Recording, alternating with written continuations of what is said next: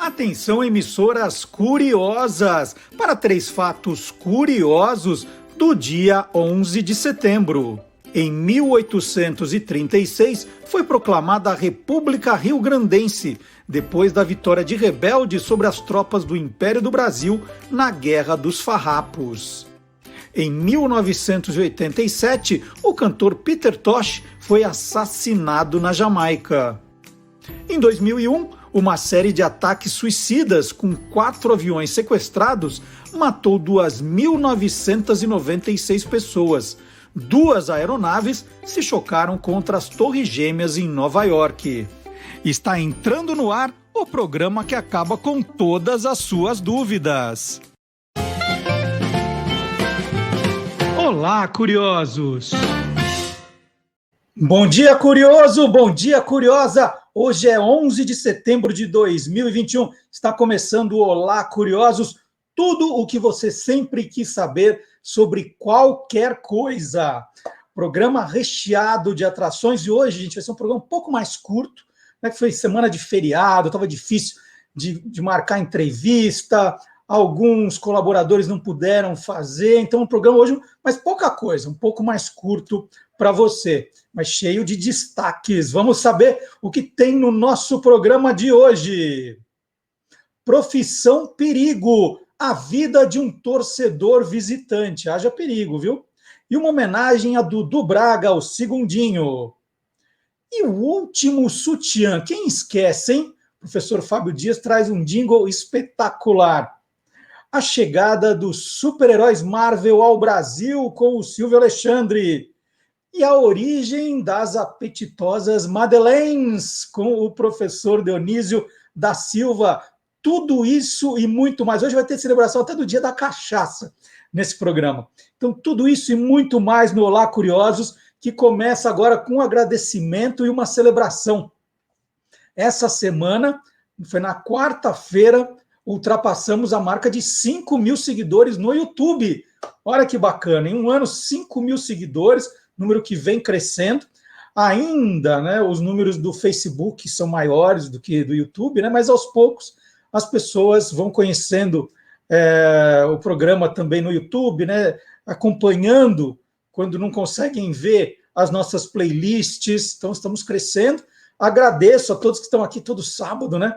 Tem gente que já fica ansiosa, entrando antes, dando bom dia, a todos que participam do chat, mas também quem deixa o comentário, quem deixa o like, né? Como eu disse, tudo isso é muito importante para que o programa alcance mais gente, né? Eu sei que vocês aí já formaram uma comunidade aqui no programa, no chat, conversam, trocam ideias, mas é importante que deixem os comentários também, que compartilhem, avisem os amigos. Olha, sem exagero, toda semana eu tenho que contar para alguém que o programa não acabou, que ele ainda existe nas novas redes sociais.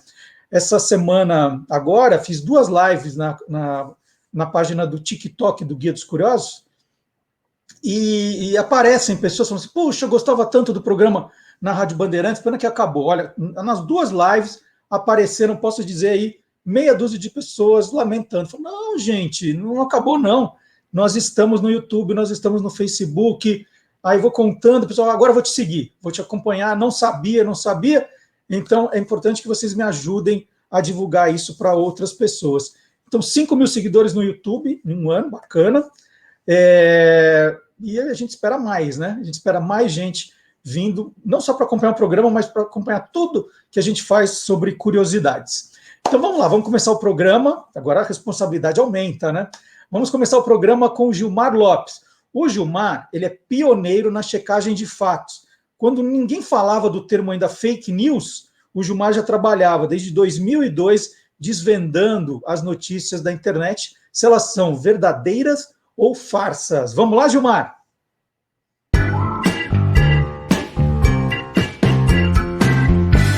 Verdadeiro ou farsa?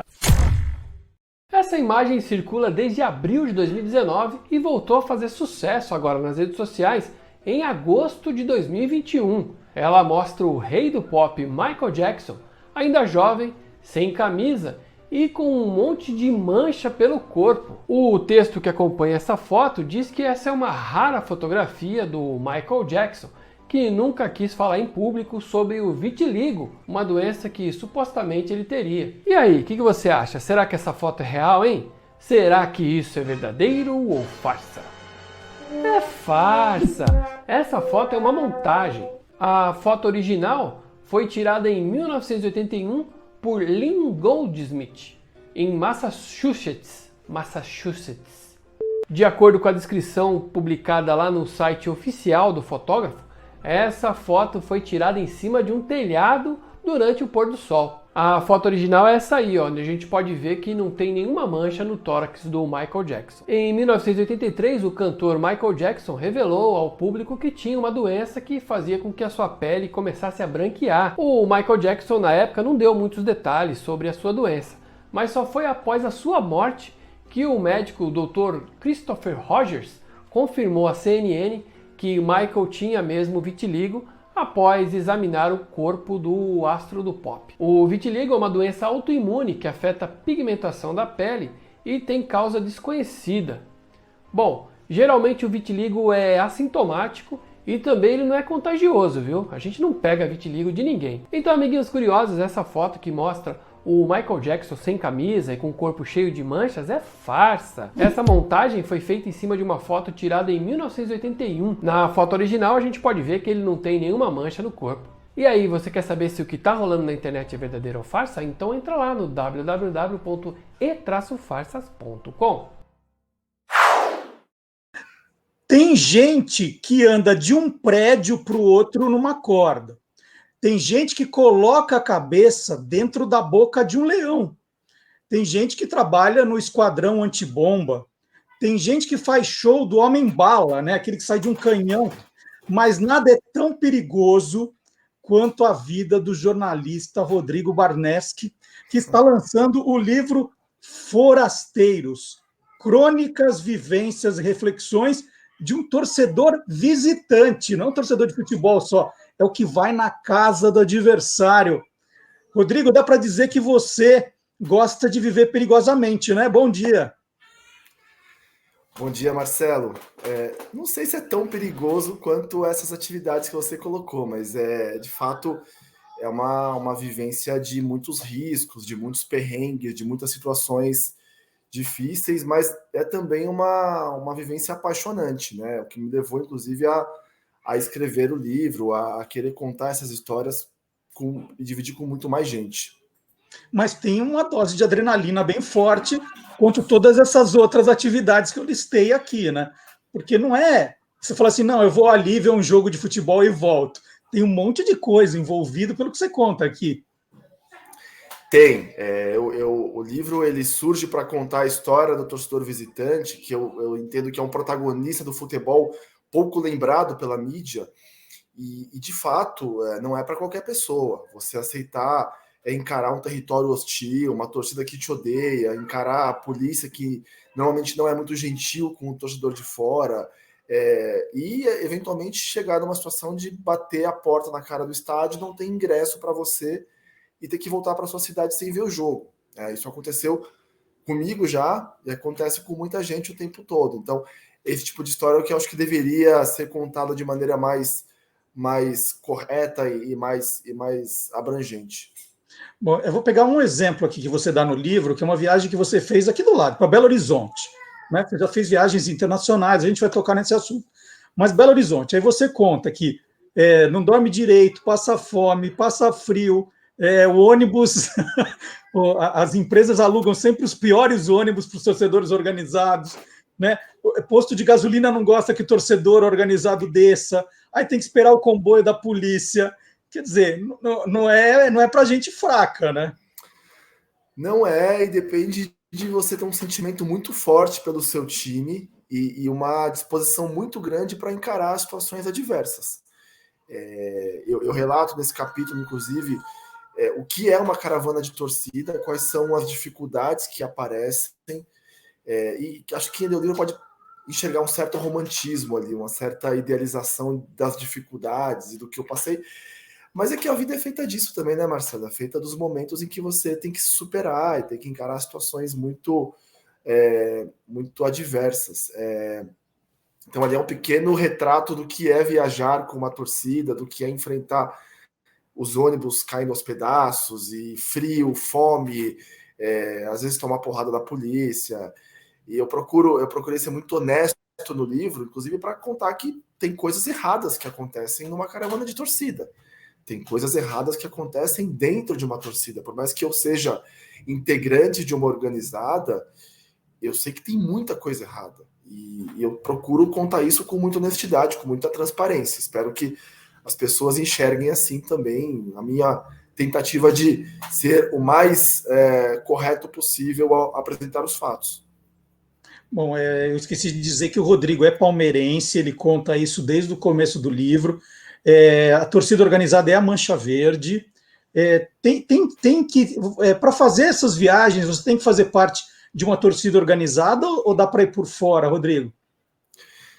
Inclusive, eu conto que tem um capítulo, uma história muito dramática até, que eu conto foi minha última caravana com a torcida.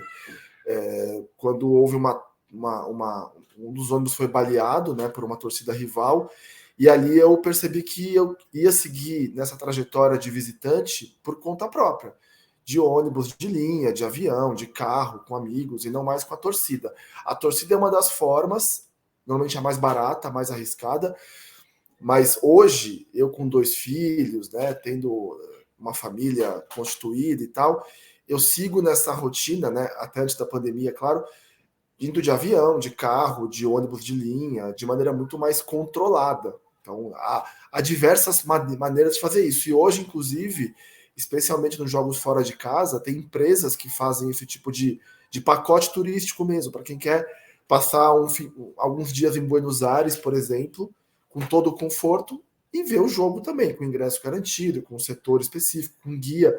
Então, qualquer tipo de pessoa pode viver essa experiência com mais ou menos sufoco. Vamos aproveitar, então, que você está falando da família constituída. Como que foi a sua despedida de solteiro?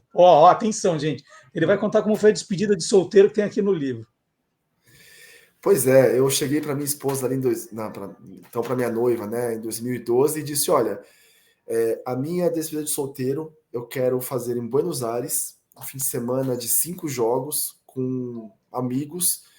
E é basicamente isso, assim, eu não quero nada além disso.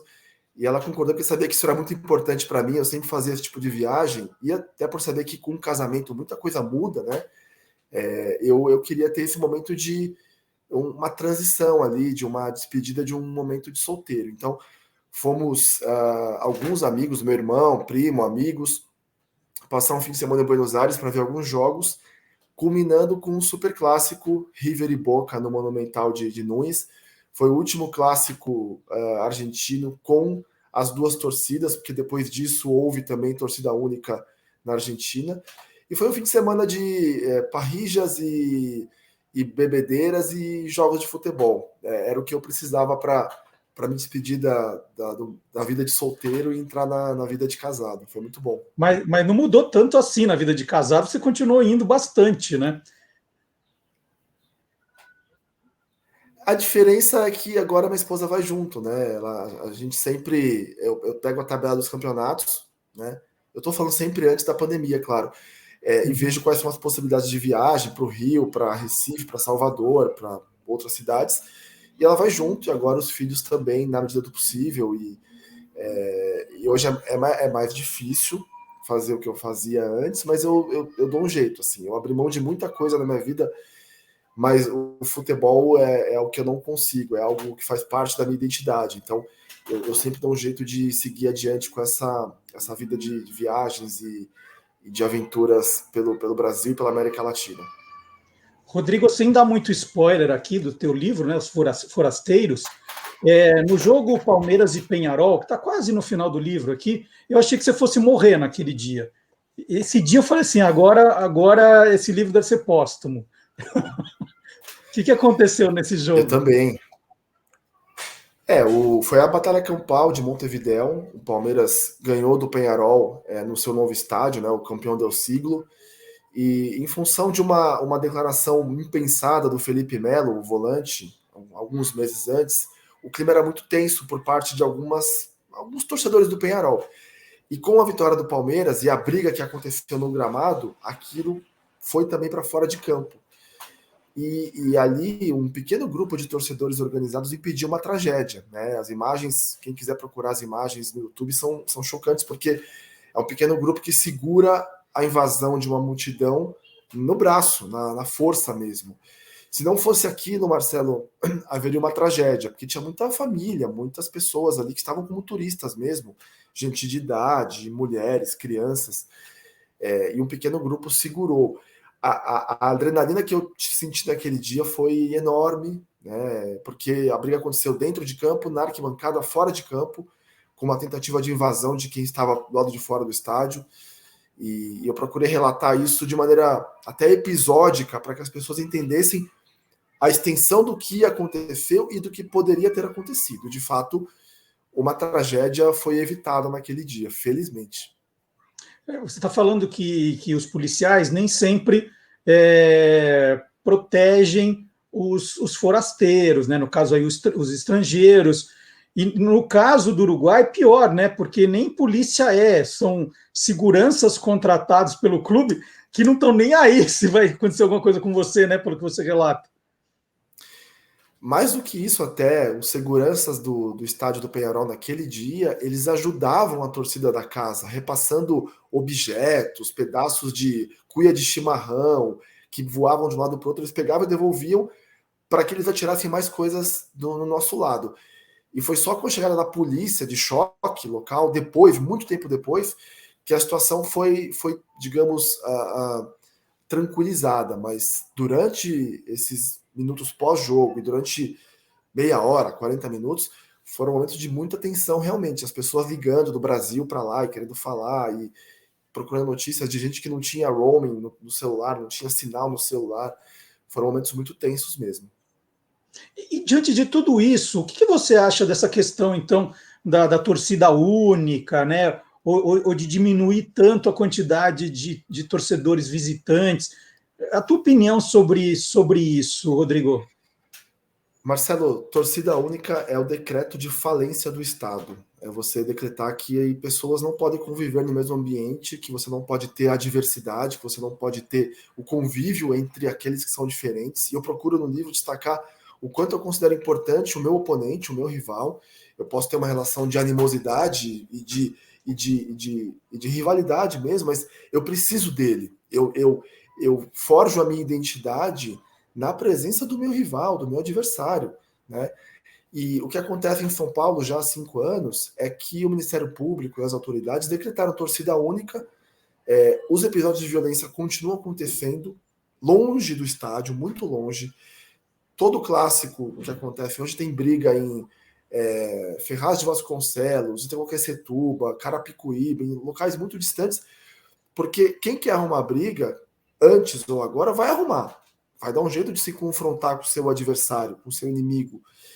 E isso continua acontecendo. As autoridades não estão preocupadas em acabar com a briga, mas simplesmente em fingir que não acontece no estádio, que não tem mais esse tipo de ocorrência. E a torcida única eu coloco como um ponto de inflexão aí, né? Porque inicialmente foi só São Paulo, depois você passou para Minas, para Pernambuco, para Bahia, e hoje tem um movimento que tenta colocar a torcida única como algo nacional, infelizmente.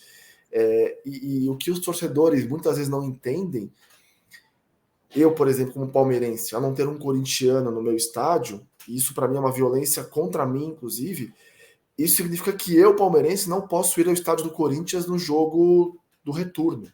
É um direito meu que é cassado, é o Estado dizendo, olha, você não tem mais esse direito. É muito grave isso, é muito grave porque você cria uma geração que se habitua a isso, acha que clássico é assim, é uma torcida só, não dá para ter convivência entre diferentes. É muito perigoso em longo prazo pelo tipo de raciocínio que você cria na sociedade, de que aquilo que é diverso e que é diferente tem que ser separado, tem que ser apartado, tem que ser colocado à margem. É muito perigoso isso, Marcelo. Eu sou uma pessoa que combate muito isso, e o livro procura trazer isso e mostrar essa reflexão para um conjunto de pessoas maior.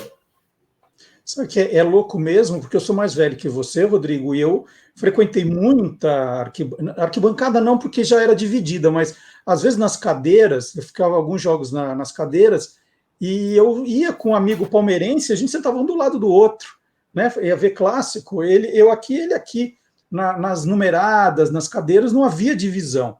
A divisão era mais na. Eu estou lembrando do Morumbi agora, né? No anel Exato. superior, era dividido. Mas no resto, você via jogo do lado, de vez em quando saía um bate-boca, né? Alguém mais exaltado de comemorar um gol, mostrando o dedo não, né? Apontando para o outro alguma coisa, e por isso, né, a gente chegou num estágio que é inaceitável mesmo, você está dizendo. Você não chegou a pegar jogo com torcida, todo mundo junto? Não, mas eu relato, né, nos primeiros capítulos o quanto é o Morumbi dividido, a disputa por territórios, e aí quando eu falo em disputa por territórios, é aquela disputa por gomos de arquibancada, né? Porque os ingressos não tinham uma destinação, metade para essa torcida, metade para aquela. Eram vendidos de maneira livre. E a torcida que em maior número ia ocupando os espaços, né, os gomos de arquibancada, e a polícia ia abrindo mais ou menos espaço para essa ou aquela torcida. Essa disputa de territórios era muito saudável. As torcidas comemoravam a cada novo espaço conquistado na arquibancada. Isso era saudável para a rivalidade. Era uma coisa que você tinha uma disputa por território dentro e fora do estádio, né? Para você ver quem estava em maior número. Eu peguei essa fase e tenho muitas saudades daquilo, porque em dado momento decidiu-se que os visitantes teriam 10% dos ingressos, depois 5% e 4%. E quando você faz isso, você acaba confinando a torcida a um local que parece uma jaula mesmo. Você acaba criando um ambiente bélico, um ambiente que eu tô ali, eu preciso me defender. E isso acirra a animosidade, a agressividade, né? Então, claro, você acaba colocando ali quem está mais disposto para um confronto, para um embate, para uma questão de falar, eu vou defender minha pele e a dos que estão aqui comigo. E isso acaba gerando uma disposição para o conflito e pode gerar brigas. Então, isso você quando coloca isso em perspectiva, você chega até o momento atual em que você simplesmente olha e fala, olha, é melhor proibir o visitante, né? Por questões financeiras, por questões de preguiça até das autoridades, né? De achar que é mais fácil assim. Então, eu lamento muito por esse tempo, né? Anos 80, 90, que as gerações atuais não sabem nem o que é, Marcelo, e acham que é normal. O clássico não tem visitante, é uma pena. Você falou que o visitante às vezes tem dificuldade, né, de chegar no local do jogo e encontrar o ingresso do visitante, né, porque é um número sempre reduzido. Você já foi obrigado a assistir jogo na torcida rival, já que você estava lá mesmo, Rodrigo? Ou você não é um cara discreto o suficiente para quando sair o gol do seu time, assim, guardar para dentro de você? Aconteceu algumas vezes de ter que entrar na torcida da casa e dar um jeito de passar para o setor visitante. Aí você tem que contar com a boa vontade de um policial ali, ou do cara que controla o acesso, né, dos portões. Normalmente o cara é sensível a ponto de falar, pô, você é torcedor do outro time, eu não quero que você corra riscos, e isso ele permite que você faça essa passagem pelos portões ali.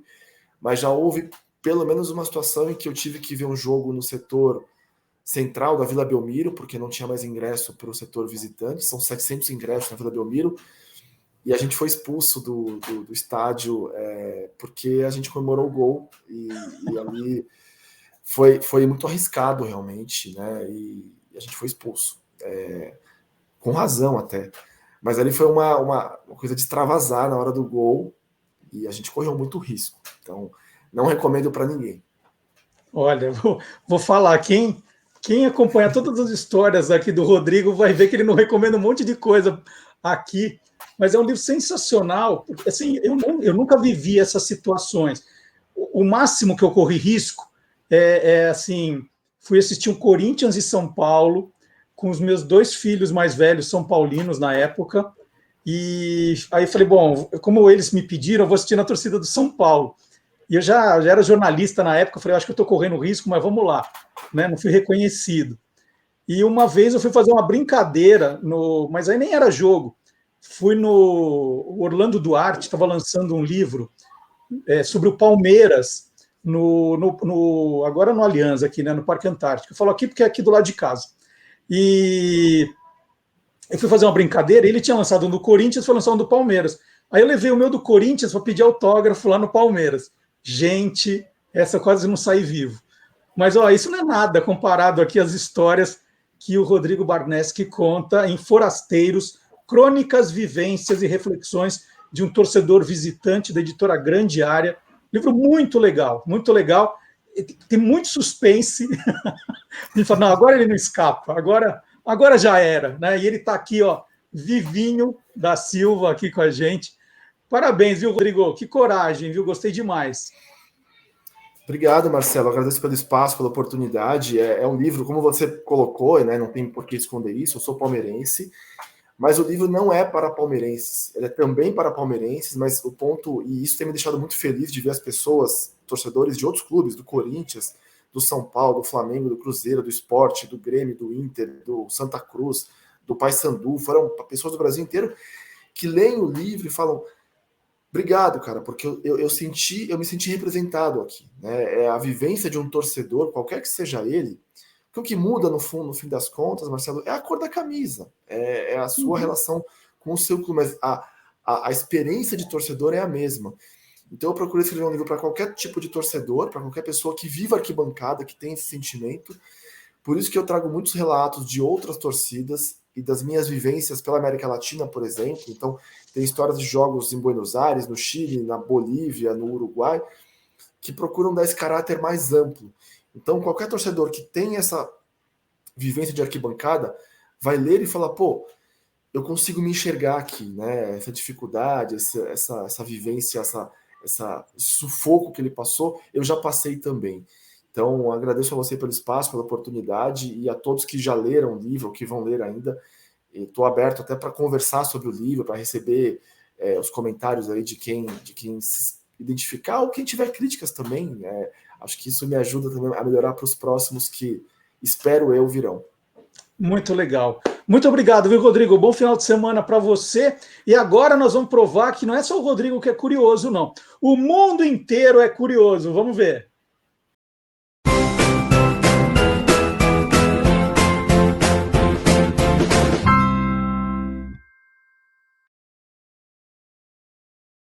Em artigo publicado pela revista Anthropology, pesquisadores italianos do Centro de Pesquisa de Antropologia Forense, Paleopatologia e Bioarqueologia estudaram 3 sapatos que teriam pertencido ao escultor renascentista Michelangelo, que viveu entre 1475 e 1564. A partir desse estudo, eles concluíram que Michelangelo media 1,57 m. Embora um homem de 1,57 m pareça ser pequeno para os padrões atuais, essa era considerada a altura média dos homens nos séculos XV e XVI. Os calçados estudados foram encontrados na casa do artista depois de sua morte. Os tamanhos semelhantes levaram os pesquisadores a acreditar que todos foram usados pela mesma pessoa, no caso Michelangelo. Foram eles um par de sapatos de couro e um chinelo também de couro. Todos estão expostos no Museu Casa Buonarroti, em Florença, na Itália. Agora, uma pergunta, né? Por que só um pé de chinelo, né? Foram 2 sapatos e um chinelo. E aí entra mais uma curiosidade. Embora houvesse um par completo desses chinelos de couro, o museu informou que o outro pé foi roubado em 1873. Esse ficou um, né? Tá aí a explicação. E é hora também de nós festejarmos uma outra marca importantíssima dessa semana. Essa veio na segunda-feira, né? Nós amanhecemos na segunda-feira com 100 mil seguidores no canal do Guia dos Curiosos no TikTok. Olha que espetacular. Agora já somos quase 105 mil, mas nós amanhecemos na segunda-feira, no dia 6, com 100 mil seguidores. E aí, né, no perfil, o TikTok coloca lá, né? Seguidores, 100K. Né? E aí você já deve ter visto. As pessoas hoje abreviam 1000 com a letra K, né? Então, quanto é sei lá, o prêmio da loteria? 5K, 5 mil. Né? Quantas pessoas foram? 20K, 20 mil. Então, estão substituindo o 1000 por K. E por que a letra K? Então, para comemorar os 100 mil seguidores no TikTok, eu expliquei, né? Por que a letra K? Vamos ver? Gente, o vídeo de hoje é comemorativo. Olha só que alegria! Atingimos a marca de 100 mil seguidores. 100 mil! Mas por que a gente tem usado a letra K para representar o 1000? Qual é a lógica disso? A resposta é simples. A letra K vem de quilo. Quilo em inglês é com K, tá, gente? K-I-L-O. E segundo o Sistema Internacional de Unidades, o prefixo quilo significa 1000, né? 1000 gramas, 1 quilo. Por isso, 100K vezes, muito obrigado para vocês. Então tá aí, olha, também números importantes essa semana, hein? 5 mil seguidores no YouTube, 100 mil seguidores no TikTok, e nós estamos nas principais redes sociais. Guia dos Curiosos no Facebook, no Twitter, no Instagram e no TikTok. Se você olhar, nós temos coisas diferentes, né, em cada canal. Alguns se repetem, mas tem muita coisa diferente também entre os canais. Né? No Facebook, nós já temos mais de 250 mil seguidores. Né? E é importante também que nós transmitimos o programa pelo Facebook. Então, acompanhe-nos, por favor. E se você quiser mandar uma mensagem para o programa, né, com alguma sugestão, mandar um vídeo divertido ou uma reportagem que você quer compartilhar, o nosso e-mail é olacuriosos@guiadoscuriosos.com.br. olacuriosos@guiadoscuriosos.com.br, mais uma maneira de você interagir com o programa, certo? E agora nós vamos chamar o Silvio Alexandre. Tem uma história saborosíssima para a gente hoje.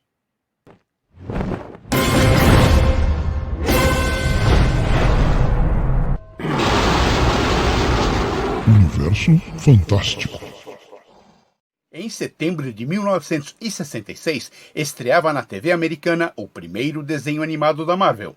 Eram 5 personagens: Capitão América, Homem de Ferro, Hulk, Thor e Namor, o Príncipe Submarino, em histórias de 20 minutos.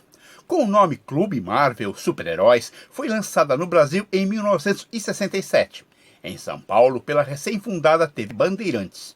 No Rio, pela TV Rio. Em Minas, pela TV Belo Horizonte. E em Brasília, pela TV Alvorada.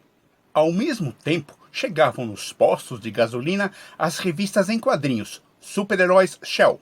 Receberam este título, pois eram patrocinadas pela empresa de petróleo, que promoveu uma grande campanha publicitária. Além disso, foi criado uma edição de super-heróis para colorir. E a Atma também entrou no negócio, lançando uma série de bonecos de plástico duro dos heróis. No Brasil, foram apelidadas de desenhos desanimados. É que a técnica usada foi a xerografia, ou seja, tirar fotocópias das revistas e filmar. As imagens eram estáticas. As únicas partes animadas eram boca e os olhos. Para simular movimentos, eram utilizados efeitos de zoom. E, claro, diversas onomatopeias apareciam na tela para sugerir o dinamismo da situação. Mesmo com essa produção precária e bem tosca, os super-heróis da Marvel alcançaram grande popularidade. Na verdade, permitiram que os quadrinhos invadissem as casas de milhões de pessoas em todo o mundo. Nos Estados Unidos, foram adotados em diversas produções de contracultura, discutindo as normas e os padrões estabelecidos pela sociedade. Os quadrinhos faziam parte da rebeldia e da contestação dos anos 1960. Alguns exemplos são marcantes, como o cantor folk Jerry Jeff Walker, que gravou a canção A Balada do Hulk, em seu álbum Paul Jangles, de 1968. A revista Rolling Stone, dedicada à música, política e cultura pop, fez uma capa com o Hulk, com sua cor verde maçã e pulsante como um abacate termonuclear. E uma com o Capitão América, em artigo que examinava o mundo da Marvel. Capitão América também era o nome da moto do personagem de Peter Fonda, no filme Sem Destino, de 1969, um símbolo da liberdade. No Brasil, o filme O Homem Nu, de 1968, com Paulo José, é uma comédia de costumes que critica o convencionalismo político e a hipocrisia cotidiana. Adaptado de um conto de Fernando Sabino, mostra com destaque os 5 super-heróis do desenho desanimado. Informou Silvio Alexandre, descobrindo que o universo cinematográfico Marvel teve um começo. Para o Universo Fantástico do Olá, Curiosos! E esse programa, né, com os desenhos super-heróis Marvel, foi tema já de uma matéria muito bacana no site do Guia dos Curiosos. Nós contamos um pouco mais, né, desse programa exibido pela TV Bandeirantes, como contou o Silvio, patrocinado pela Shell. E aí tem uma coisa espetacular, né, está escrito a trilha e os temas musicais, porque nós, nessa reportagem aí, você vai encontrar no guiadoscuriosos.com.br, nós pedimos para a nossa banda, Beck e os Tiozão, para eles regravarem, né, com novas versões, a música do programa, né, tinha o tema de abertura do programa, e depois o tema de cada herói. Então, você entrando lá, você vai relembrar desse programa, vai relembrar do programa e das trilhas. Então, tem a música do Namor, tem a música do Thor, do Hulk, do Capitão América, é muito legal. Homem de Ferro, todas as versões com a banda Beck, vocês vão adorar, Só para dar um aperitivo, para provocar você a não deixar de visitar depois o site do Guia dos Curiosos, nós vamos tocar agora aqui o tema de abertura do programa. E os outros heróis não. Aí você vai conferir depois lá no guiadoscuriosos.com.br. Vamos rodar!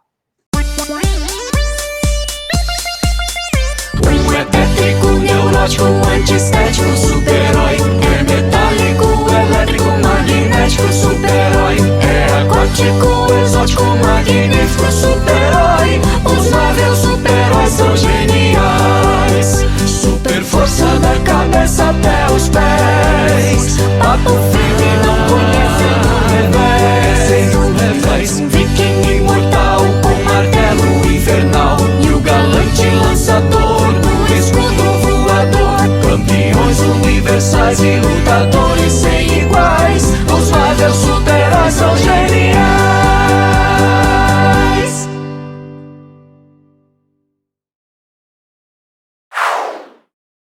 E para quem gosta de heróis, né? Isso era só o aperitivo, tem mais lá no Guia dos Curiosos. Aqui no novo Guia dos Curiosos, edição fora de série, tem um capítulo, vou falar a página aqui, só sobre heróis. Página 146. Então, página 146, tem aqui, ó, o capítulo Heróis. Para quem gosta de heróis, já dá para ver o bate-sinal aqui do lado. Tem aqui, ó, o Batmóvel.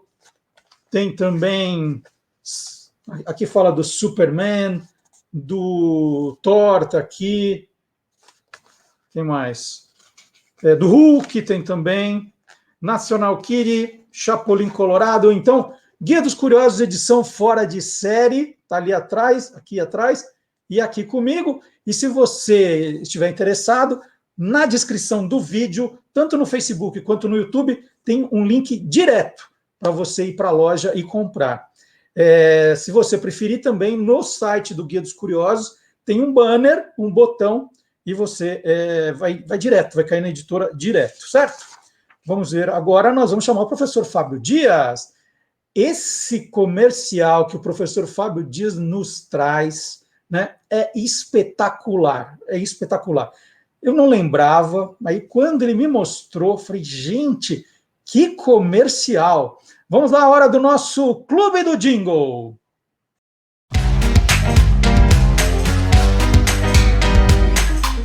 Clube do Jingle.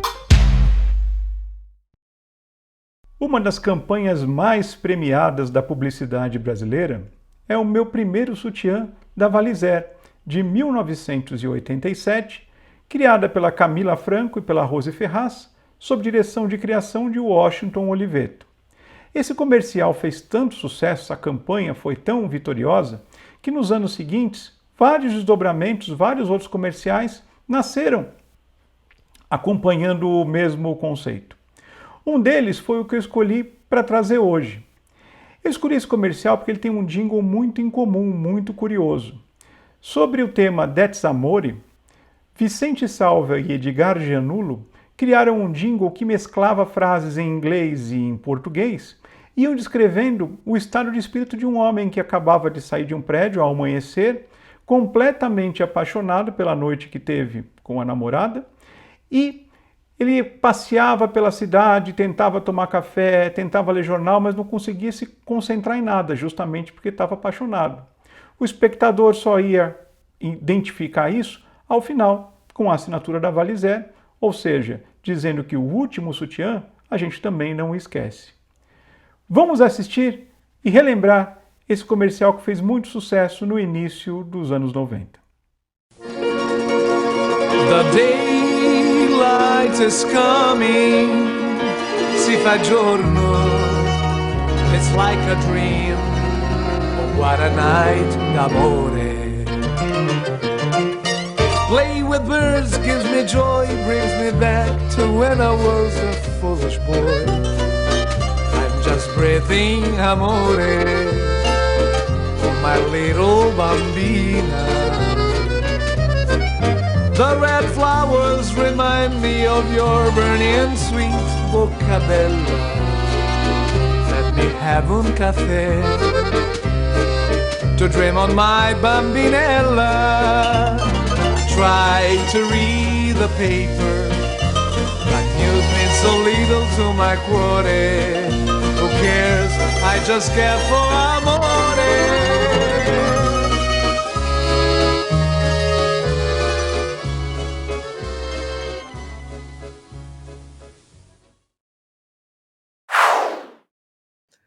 É ou não é fantástico, hein? Nossa, que comercial. Vamos lá, olha, uma outra notícia curiosa aqui.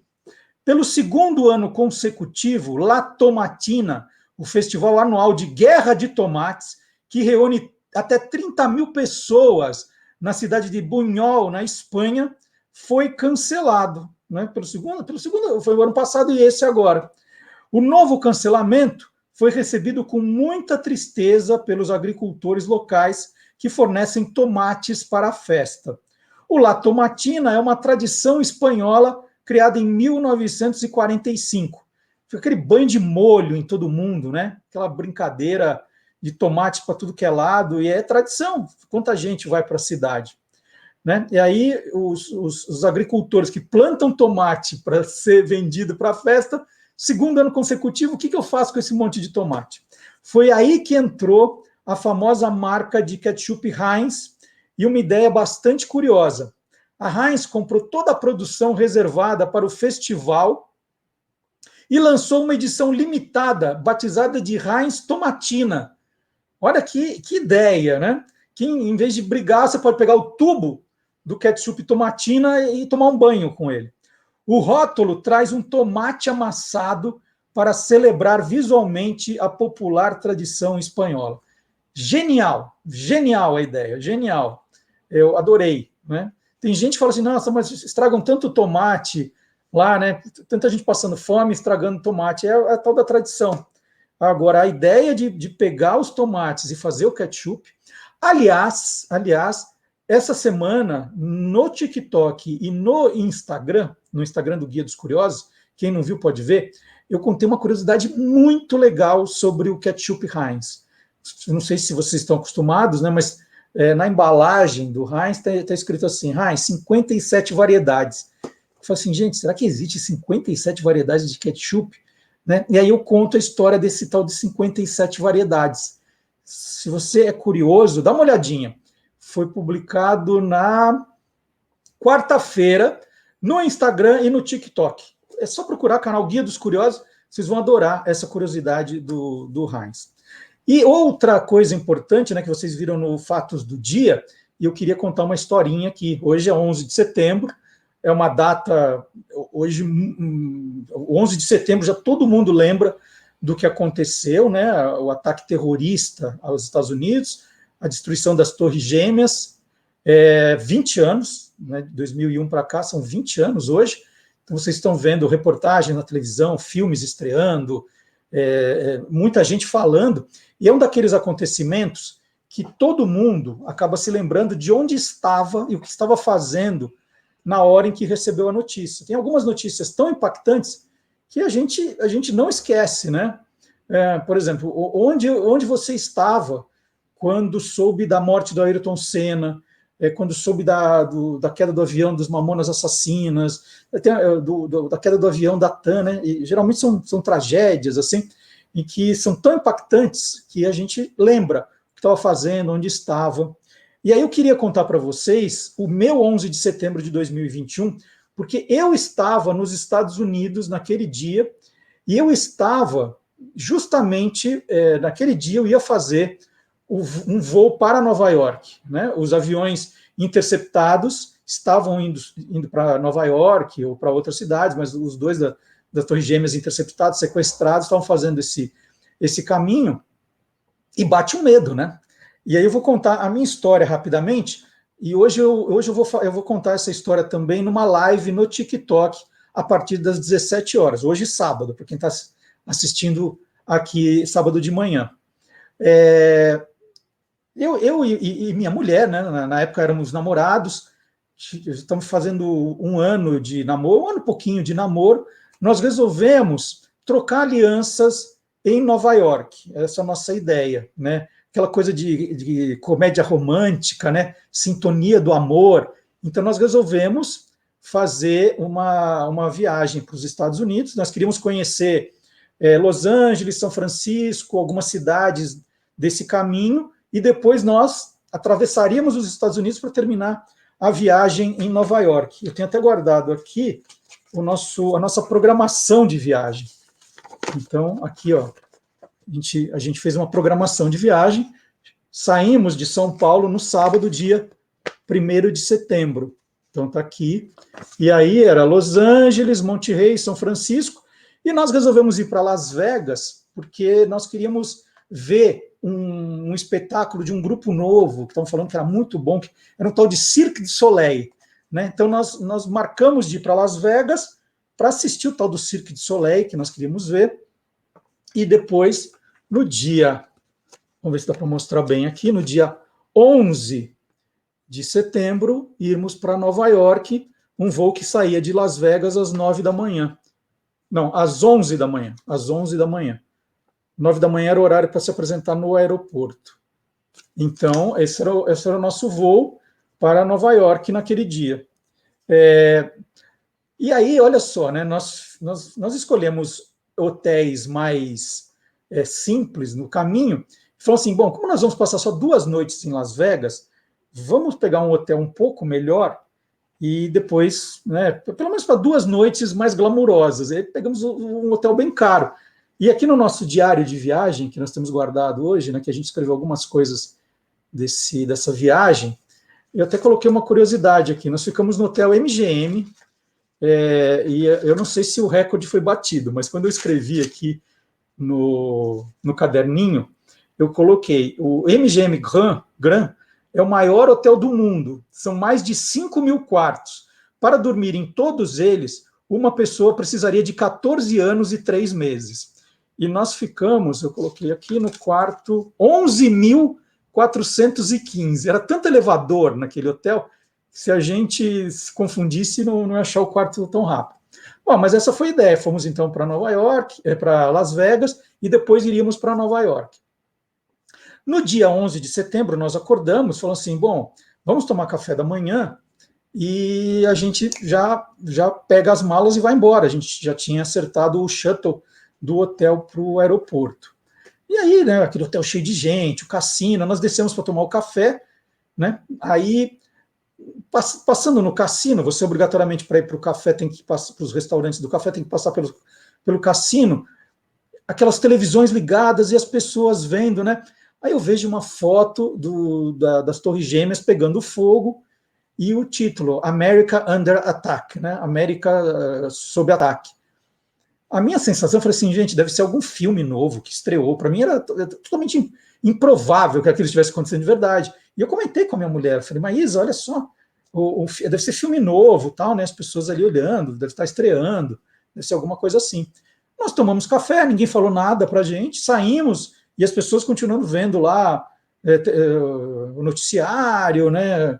E a gente não prestando muita atenção, pressa para ir embora. E aí eu resolvi usar uma modernidade, né? O hotel permitia que você fizesse o seu check-out pelo aparelho de TV. Tinha um controle remoto lá, aí eu fazia o check-out, aí era só ir embora e pronto, né? Não precisava passar pela recepção, pelo check-in. Aí fizemos isso, né? E fomos para frente do hotel com as malas, esperar o shuttle. E não vinha, e não vinha, e não vinha. A gente falou, nós vamos perder o voo. E não vinha, né? Só as pessoas chegando, aquela agitação, e a gente não entendendo nada. Aí quando chegou um shuttle, eu fui falar assim, moço, nós temos o horário, né? A gente tem que ir para o aeroporto e tal. Ele falou, você não viu? Eu falei, viu o quê? Os Estados Unidos estão sendo atacados. Aí eu falei, opa!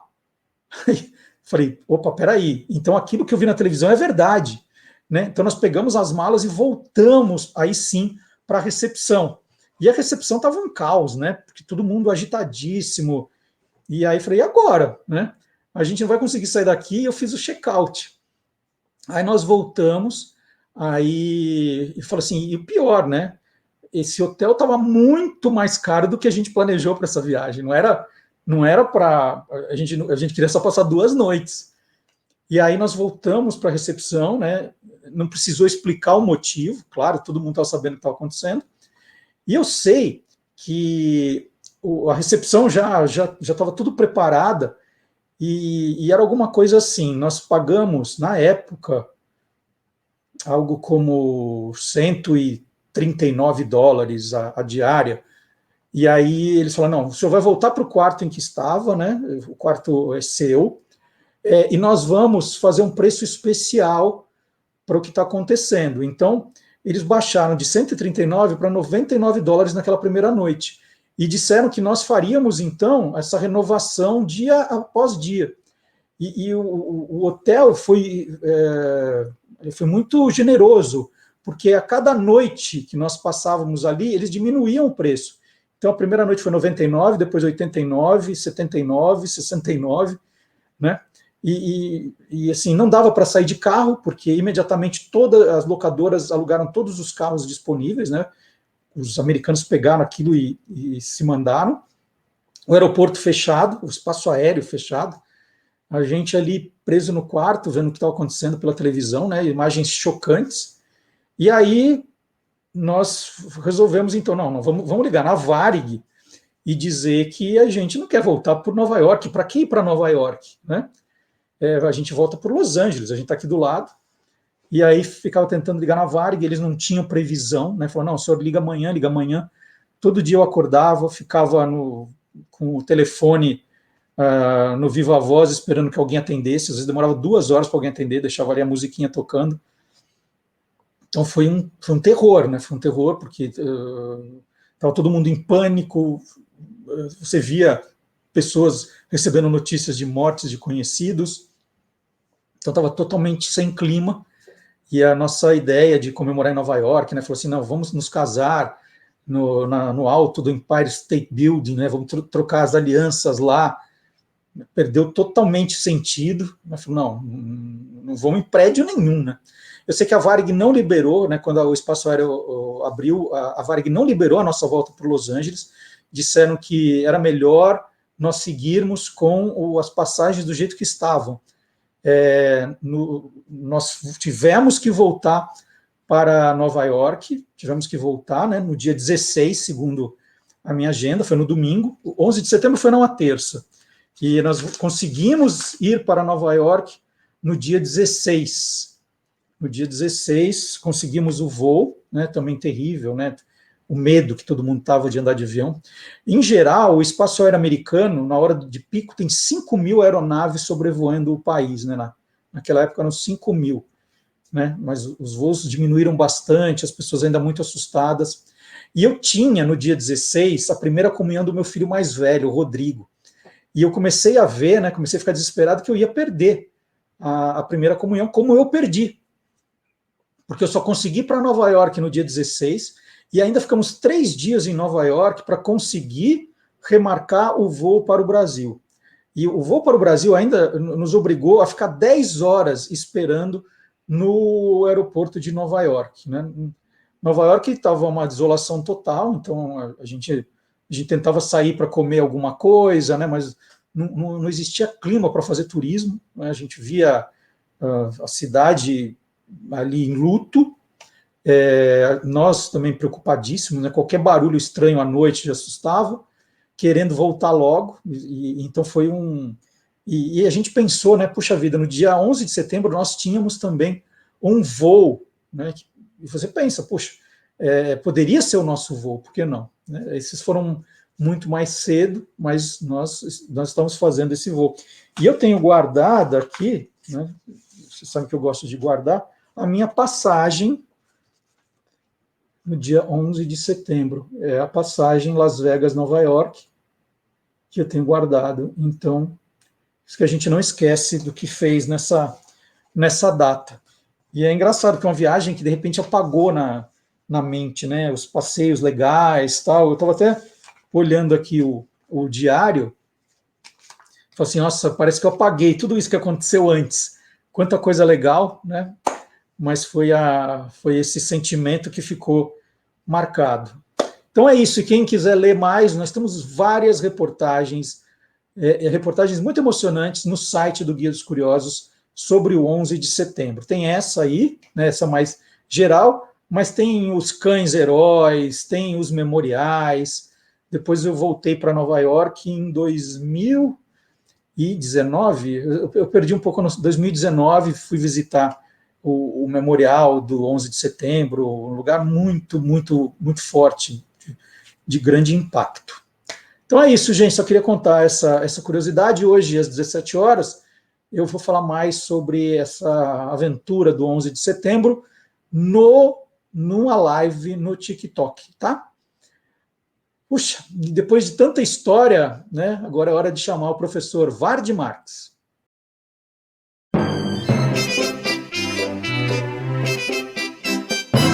Aí tem história.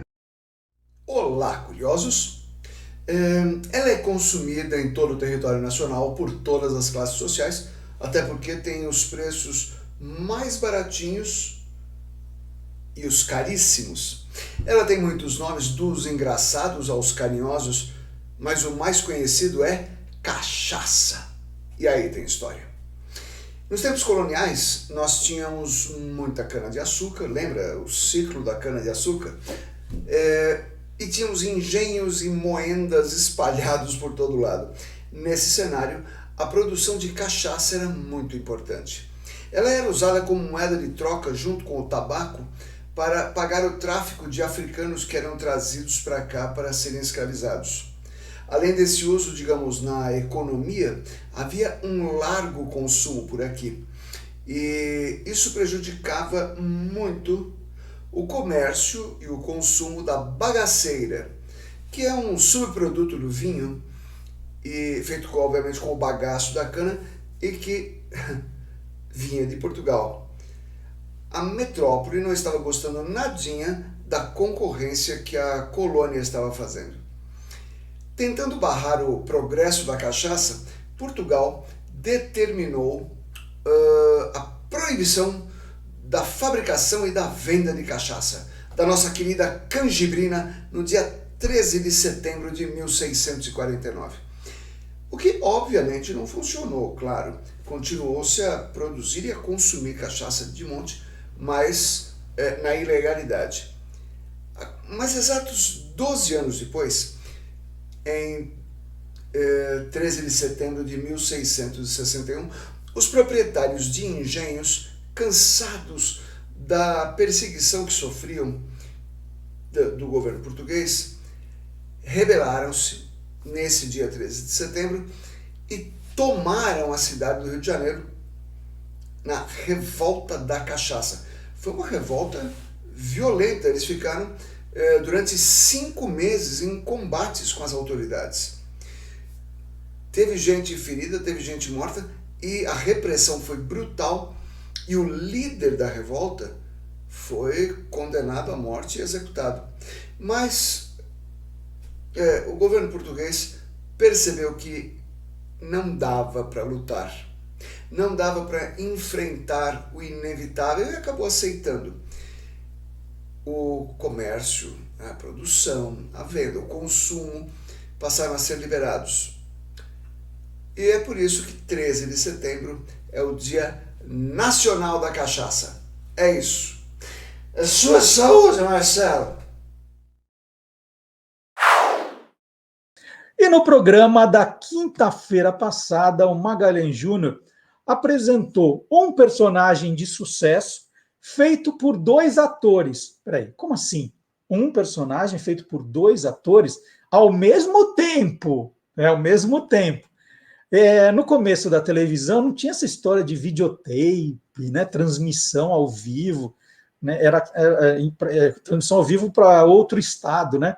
Era ali para a cidade, para aquele lugar.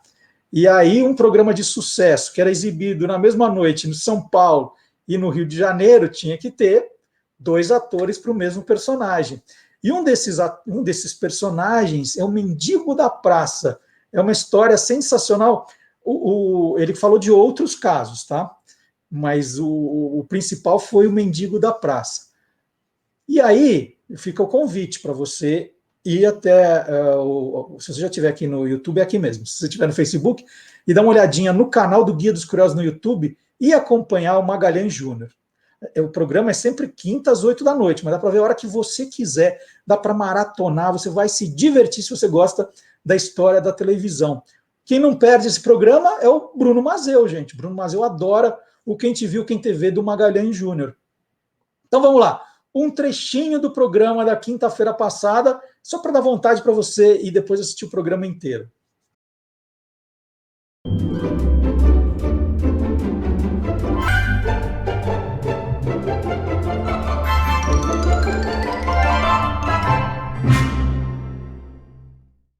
Bom, para isso é preciso a gente lembrar que em 1957, na TV Paulista, Canal 5, o Manuel de Nóbrega surgiu com a Praça da Alegria. E um dos personagens criados por ele, Manuel de Nóbrega, era um mendigo que era interpretado pelo ator Borges de Barros. O personagem não tinha nome, Marcelo. Isso era uma característica, uma curiosidade. É um dos poucos personagens que não teve nome. Uhum. Ele era muito culto, um personagem muito culto, falava muito bem e fazia assim referências a grandes personalidades, como se, além de conhecer essas personalidades, as personalidades, recebessem dele alguma ajuda, né? Ele era chamado, inclusive, por quem escrevia, eu, depois, na Praça Nossa, acabei escrevendo esse quadro, nós o chamávamos de caro colega, porque era a forma como ele cumprimentava o Manuel de Nóbrega. E foi assim durante toda a existência da Praça da Alegria e depois na Praça Nossa, junto com o Carlos Alberto de Nóbrega. Tem o seguinte, tem dinheiro para o ônibus? Tem. E que voz marcante que ele tem, né? O Borges de Barros tem uma voz, você tem certeza que é ele, não tem dúvida, né? Bom, não é por outro motivo, né, que a voz do Borges, ela esteve presente em vários personagens de séries muito famosas. Tema. Com isso não há problema. O que você espera de um rato do corpo de bombeiros? Espera que ele tenha um perfume parisiense? E é um bom menino. Inteligente, vivo, tanto é que ele cuida dos meus negócios em Nova York. Então vamos lá, onde entra o Jorge Loredo nessa história? Bom, Jorge Loredo vai entrar em 1959. Por quê? Porque em 1959, Manuel de Nóbrega e todo o seu elenco, eles foram contratados para apresentar a Praça da Alegria na TV Rio. Só que era ao vivo, assim como na TV Paulista, né? O único comediante do elenco de São Paulo que não pôde atender a esse convite foi justamente o Borges de Barros. Só que o seu personagem, o mendigo, já era marcante àquela altura do programa. Então foi indicado ao Manuel de Nóbrega um comediante que começava a despontar no Rio de Janeiro, chamado Jorge Loredo. E o Nóbrega conversou com o Jorge Loredo, passou a ideia do personagem, e o Jorge acabou compondo um personagem mendigo totalmente diferente do mendigo de São Paulo, até porque ele nunca tinha visto. Como eu disse, não havia videotape e nem transmissão ainda de um estado para outro. Ele manteve, claro, a ideia original do personagem, mas o mendigo do Loredo tinha detalhes assim de um lord inglês. Ele usava monóculo, usava bengala, né, por exemplo. O que o amigo foi fazer com o presidente Figueiredo lá na África? Assessorá-lo. Assessorá-lo? Claro, afinal de contas ele não sabe falar nem Urubaê nem Nagô. E o senhor? Falo fluentemente. E agora é hora de leitura no nosso programa.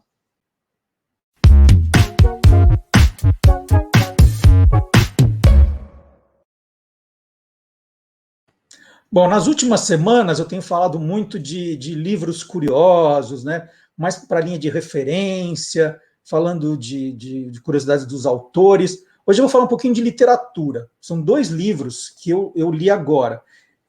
E por coincidência, são 2 livros que têm muito em comum, né? São 2 histórias que falam de amor entre pais e filhos, mas que trazem todo o que acontece na volta, né?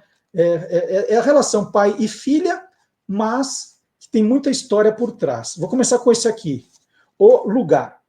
O Lugar, da escritora francesa Annie Ernaux, que é nascida em 1940, é um livro curtinho, lançado em 1984 e que agora ganha uma nova edição pela editora Fósforo. Ele tem só 70 páginas, é muito rápido de ler, mas tem um vigor inacreditável. Narra a história do pai, né, da Anne, que era um homem de pouca instrução, vivia na França rural, ali no começo do século XX, tem uma dura vida de operário de fábrica, né, onde ele conhece a mulher. Depois os dois abrem, aí é uma loucura, né, abrem o próprio negócio, é um café-mercearia, e que continuam passando por muitas necessidades. Mas é lindo, né, como ele recebe os amigos da filha, né, o esforço que ele faz para receber bem as pessoas, as necessidades que ele passa.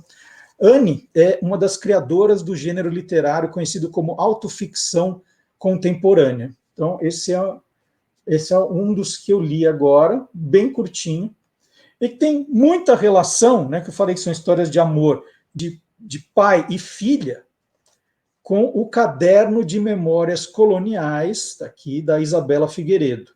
Esse aqui foi lançado em 2009, essa edição é da editora Todavia. E enquanto fala do pai, que é um eletricista, a autora também trata do racismo português em Moçambique, né? Fala de exclusão social, fala de trabalhos sempre mal remunerados, de questões de exploração, né, do colonialismo. Tem uma cena aqui que se passa no cinema, que é nossa, muito poderosa. Fala do racismo dentro da sala de cinema, onde cada um ia ficar, como os negros eram tratados. A professora e a escritora, né, a Isabela Figueiredo, ela nasceu em Maputo, em 1963. Em 63, Maputo ainda era conhecida como Lourenço Marques. E aí ela se mudou para Portugal em 1975. Essa mudança é retratada aqui no livro, também uma parte muito forte, e fez parte do processo de descolonização depois da Revolução dos Cravos, que tinha acontecido um ano antes. Então, 2 livros espetaculares ficam de indicação aqui do Tô Lendo de hoje, certo? E para quem é bastante curioso e não aguenta esperar, fica o convite também para assinar a newsletter do programa. Toda sexta-feira, às 20h, você pode receber um e-mail nosso, um só, dizendo todas as atrações do programa em primeira mão. E mandamos também, né, quais são os destaques do site, o que tem de novo no TikTok, o que tem de novo no YouTube. Então, fica aí o convite. É só entrar no site do Guia dos Curiosos, você vai ver lá, assine o boletim aqui, é grátis. Você só precisa colocar o e-mail que você quer receber. Ó, a gente não quer saber seu nome, seu endereço, seu Pix, nada disso. Né? Número do alistamento militar, nada.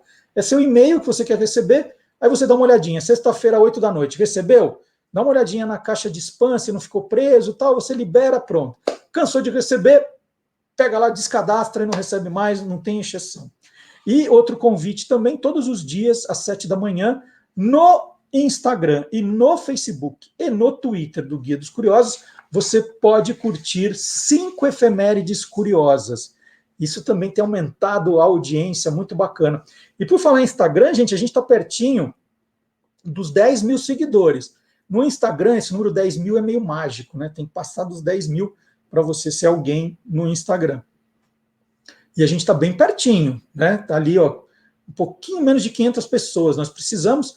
Então, se você ainda não foi lá curtir, por favor, se você ainda não espalhou, por favor, né? Tô pertinho. Vamos ver se a semana que vem a gente já comemora aqui 10 mil seguidores do Instagram, hein? Que tal? Vamos fazer? Né, mais uma última coisa, né? Já pedi os likes aqui? Deixar o seu joinha, deixar o seu comentário, compartilhar o programa, tudo muito importante. E nós estamos também em podcast, sábado, 10 da manhã, você pode ouvir apenas o programa. Se está com alguma atividade marcada fora, né? Vai fazer um supermercado, um sacolão, gosta de caminhar sábado de manhã para relaxar, vai num parque, né? Você não quer ficar assistindo o programa, você pode baixar e ouvir no Deezer, no Spotify ou no SoundCloud. É muito fácil também, não paga nada. Aí você baixa e ouve o programa. E, né, nós falamos muito em podcast, em rádio, porque nós temos aqui um especialista no assunto, que é o professor Marcelo Abud. Mas hoje, o professor Marcelo Abud pediu licença, mais do que importante, para fazer uma homenagem a um grande homem do rádio, o Dudu Braga, falecido na quarta-feira passada, né? Que uma perda, uma morte que me deixou muito chateado. Em todos os anos na Rádio Bandeirantes, né, cruzava muito com o Dudu, era o tempo todo. Às vezes eu usava um estúdio que ele usava depois, então toda semana a gente conversava, se via, falava do Corinthians, falava do programa. Ele participou do Você Curioso inúmeras vezes, é uma pessoa muito gentil, sempre sorridente, sempre alto astral, e agora essa morte aí aos 52 anos deixou todo mundo muito chateado. E o professor Marcelo Abud, então, falou, hoje eu não vou falar de podcast, hoje eu quero prestar uma homenagem mais que merecida, justa, ao Dudu Braga, que é o que a gente vai ver agora. No final do ano passado, no quadro Interferência, aqui no Olá Curiosos, nós fizemos uma homenagem ao rei Roberto Carlos. E para isso, conversamos com o filho dele, radialista, Dudu Braga, que durante mais de 20 anos esteve com o programa As Canções que Você Fez para Mim, em homenagem ao pai, em mais de 40 emissoras por todo o Brasil, tendo como principal delas a Nativa FM aqui de São Paulo. Além de radialista, Dudu foi produtor musical e baterista da banda RC na Veia. Dudu Braga faleceu esta semana, na última quarta-feira, dia 8 de setembro, devido a um câncer que ele vinha tratando desde o ano passado. Nesta singela homenagem que fazemos, vamos relembrar um trecho do depoimento de Dudu Braga em que ele fala sobre como fazia rádio em uma emissora popular. Marcelo Abud e Marcelo Duarte, que prazer estar com vocês aqui, junto com os nossos curiosos, aquele abraço enorme no coração.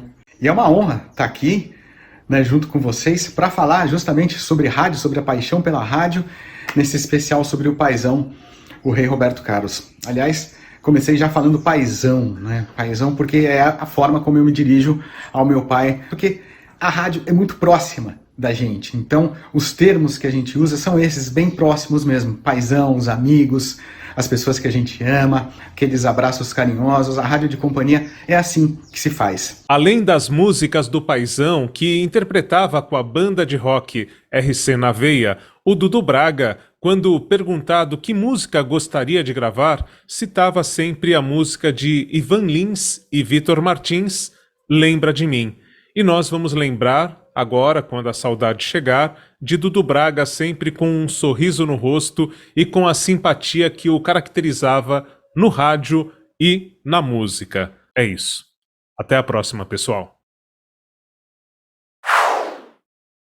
E nós vamos chamar agora o professor Dionísio da Silva, e hoje ele vai falar de comida. É um assunto que a gente gosta bastante. Aliás, quinta-feira passada, a gente foi o dia do cachorro-quente. O dia do cachorro-quente também foi comemorado nas nossas redes sociais. Tem matéria no site do Guia dos Curiosos sobre o tema, tem vídeos no TikTok, vídeos no Instagram, né? Porque quem inventou o cachorro-quente? Quem deu o nome de cachorro-quente ao cachorro-quente? Essa é uma curiosidade muito legal. Então fica o convite para quem quiser ler ou ver, acompanhar nas nossas redes sociais. Aí é isso aí, guiadoscuriosos.com.br. E o professor Dionísio falou assim, não, vou falar de comida hoje. Falou, opa, professor, fique à vontade, vamos lá?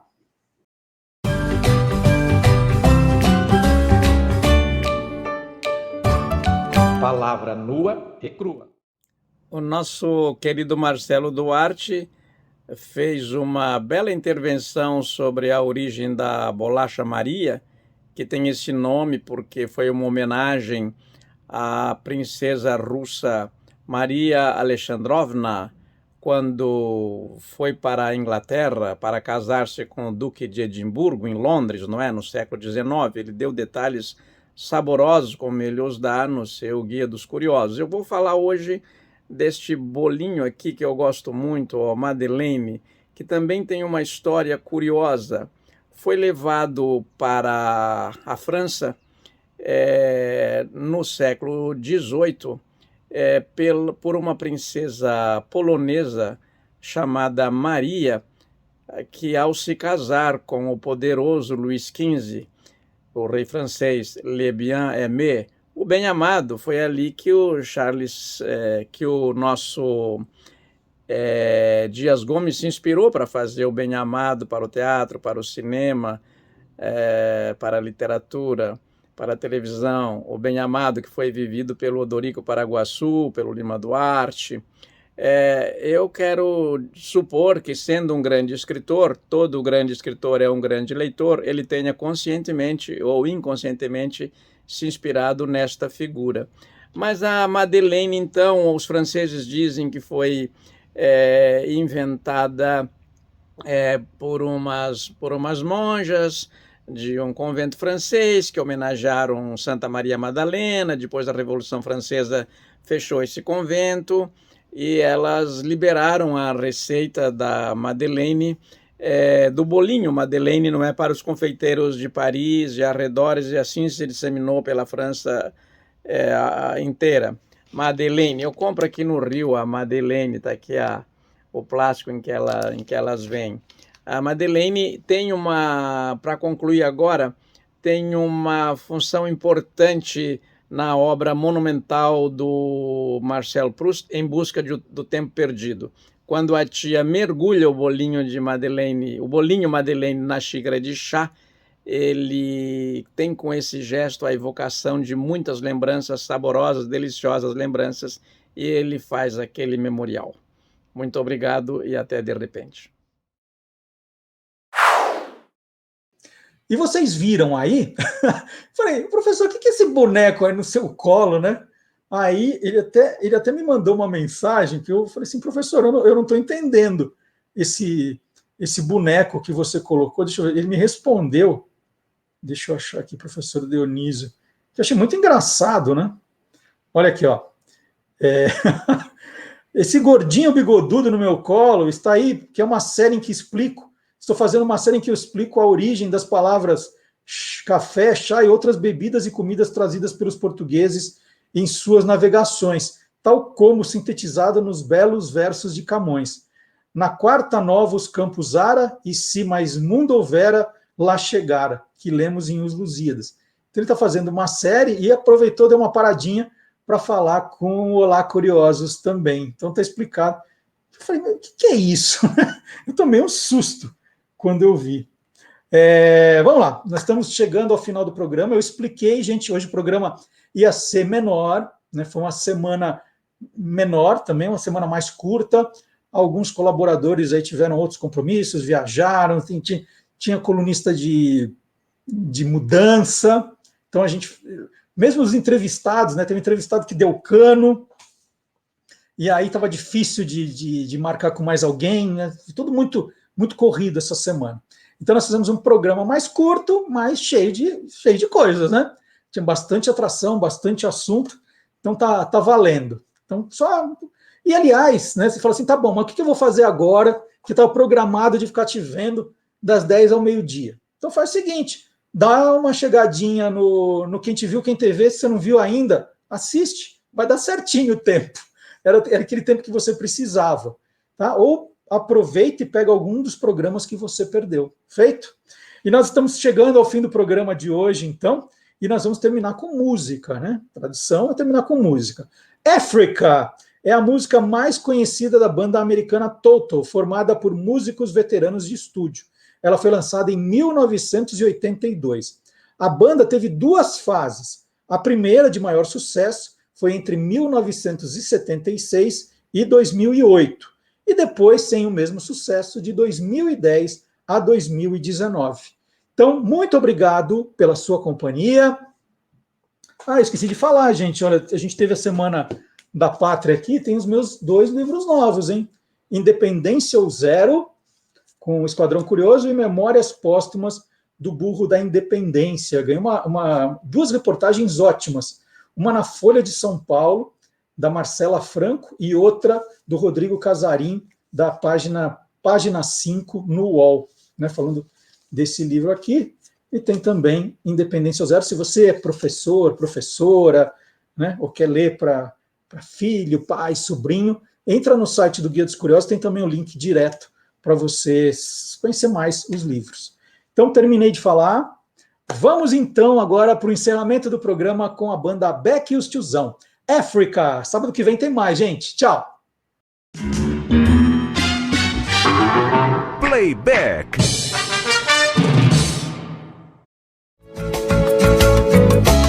The wild dogs cry out in the night as they grow restless, longing for some solitary calm.